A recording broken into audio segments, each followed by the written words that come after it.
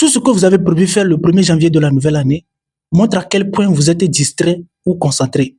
Ça montre à quel point vous prenez votre vie au sérieux.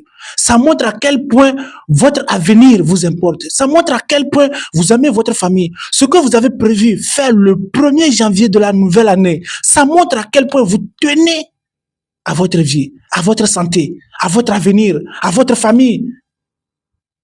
Tout ce que vous avez prévu faire définit ce que vous serez dans la nouvelle année.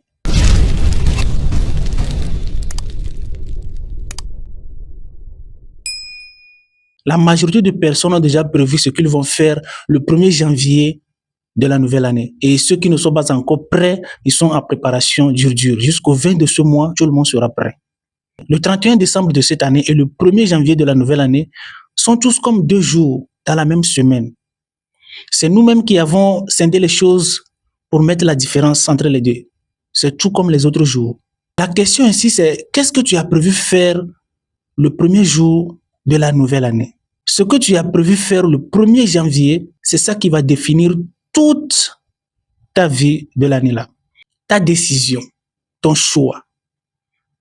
Il y a certaines femmes mariées, elles ont prévu tromper leur mari le 1er janvier là.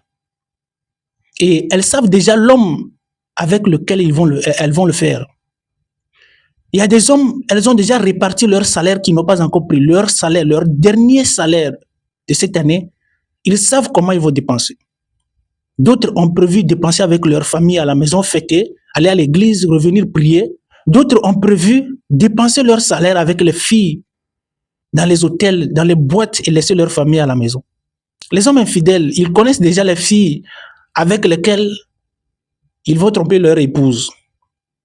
Voilà. Ils se disent que la fille là, le 1er janvier, je vais la taper. Il ne s'agit pas de souhaiter, oh, joyeux nouvelle année, santé, prospérité, mes meilleurs vœux. Non.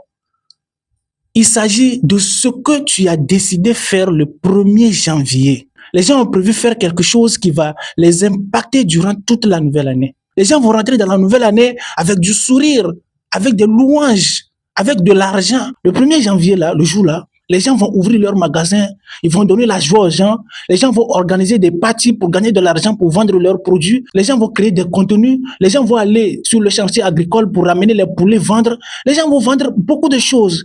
Au même moment, beaucoup de personnes vont pleurer, beaucoup de personnes vont regretter leur mari, beaucoup de personnes vont regretter leur épouse, les enfants vont regretter leur famille, les couples seront divisés, bagarres, les commissariats seront remplis.